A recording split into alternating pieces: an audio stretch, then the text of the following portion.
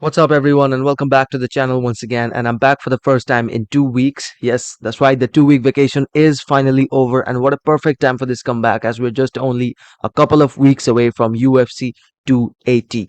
One of the biggest pay per views of the year, and one of the featured bouts of the main card is between former UFC Bantamweight champion Petr Yan taking on rising Bantamweight contender in the form of Sean O'Malley. I mean, a really exciting fight for various reasons, and in this video I will be recapping the UFC careers of Petr Yan and Sean O'Malley respectively and their career timelines.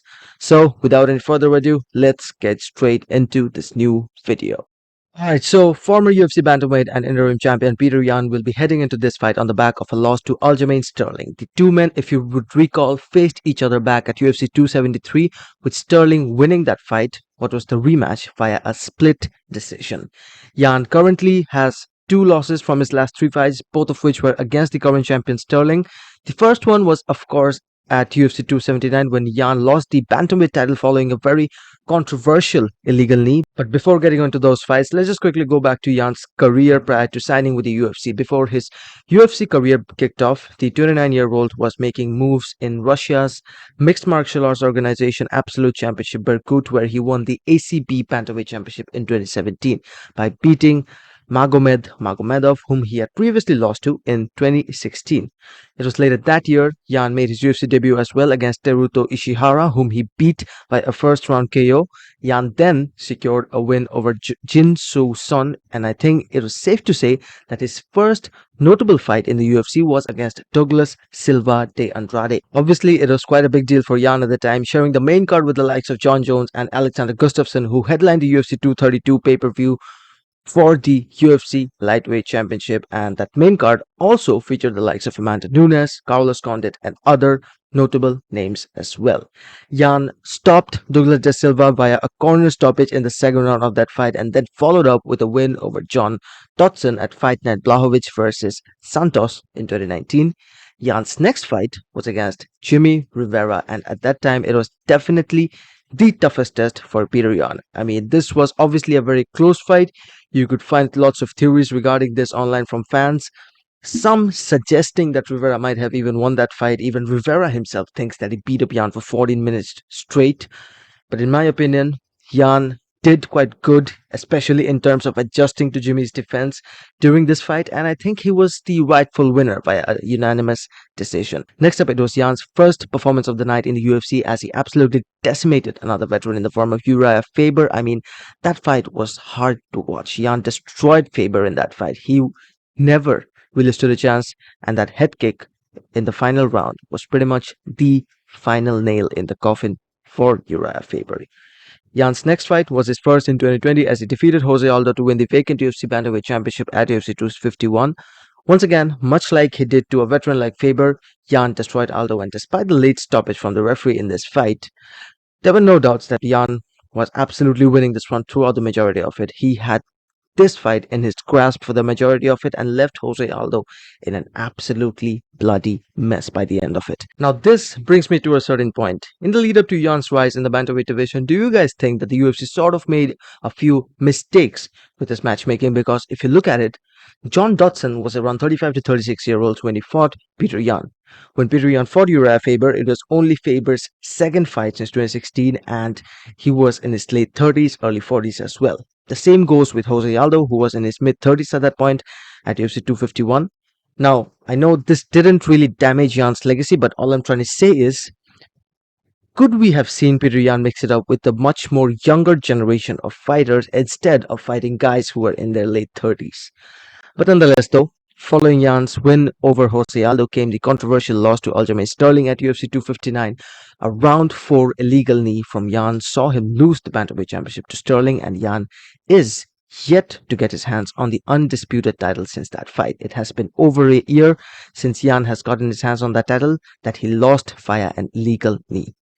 But credit to him though for bouncing back in a very strong manner with the performance of a lifetime against Corey Sandhagen. I mean, these are the type of fights I really want to see Petr Yan compete in, because he is in the prime of his career and he should be fighting guys like Corey Sandhagen, Chito Vera, Miravalishvili, and so many other names to pick from in this stacked bantamweight division.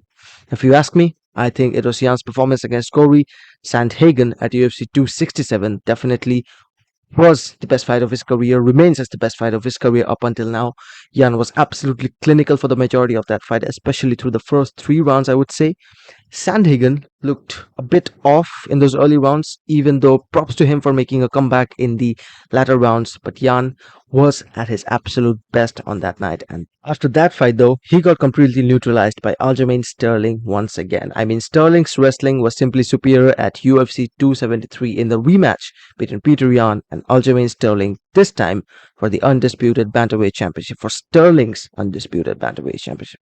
And when I say that Sterling's wrestling was simply superior at UFC 273, it's just straight facts. You can love Petr Yan as much as you want, and you can hate Aljamain Sterling as much as you want, but that doesn't change the fact that he dominated more rounds at UFC 273. Yan finally turned up around in the fourth round of that fight, but by that point, it was clearly wasn't enough. So, for a career timeline, obviously Petr Yan has had more incredible and standout fights against some of the biggest names in the UFC that the UFC had to offer over the years. Jose Aldo, Uriah Faber, and of course his best performance in the octagon, in my opinion, against Corey Sandhagen.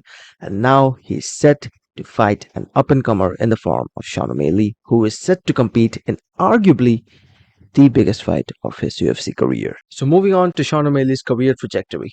O'Malley first broke into the UFC courtesy of Dana White's Contender Series, where he defeated Alfred Kashakian back in 2017. Then he made his mark on the Ultimate Fighter, beating Terrion Ware before making his UFC debut against Andre Sukumtat at UFC 222 in 2018. His first win in the promotion was officially a unanimous decision victory. O'Malley then made his return almost 2 years later as he returned at UFC 248, and it was then when he actually began his incredible run of knockout wins in the first round. His return fight saw him beat Jose Quinones via a first round TKO. His next fight also ended in a first round knockout win over Eddie Wineland before O'Malley suffered his first loss in the UFC to Marlon Chito Vera at UFC 252.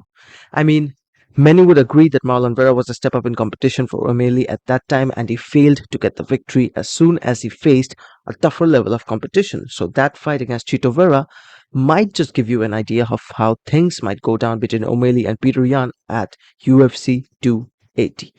But Sean got back on the win column with a third round KO win over Thomas Almeida, followed with wins over Chris Moutinho and Raulian Paiva.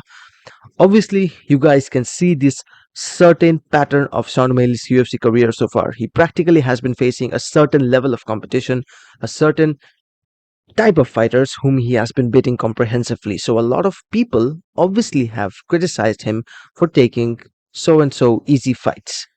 But credits to the man for actually stepping up and fighting Petr Yan. I mean, all this while, I did think that O'Malley versus Yan was a very intriguing fight, but I just didn't think that this fight was ever going to take place.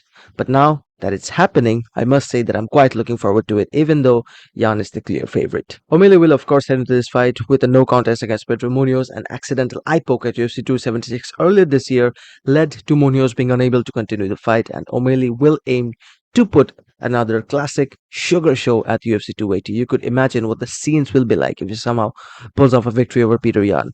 But with that being said, Yan and O'Malley have had a huge difference in terms of competition in the UFC. Yan has had tougher fights. He has fought pioneers of this sport. He has fought former champions, whereas I think O'Malley has technically competed in two tough fights against the likes of Chito Vera and Pedro Munoz, who were a level above the fighters he has been fighting in the UFC. But nonetheless, with all that being said, this is indeed a very interesting fight. I will do a proper breakdown and prediction video on this fight as we approach UFC 280, but UFC 280 is obviously 2 weeks away, and I'm hoping also to make a lot more videos and exciting content on this pay-per-view. The live streams will obviously be returning soon as well, but that's it for this Sean O'Malley versus Petr Yan career trajectory. Do comment and do let me know in the comment section who you think is winning this fight and why is it Petr Yan.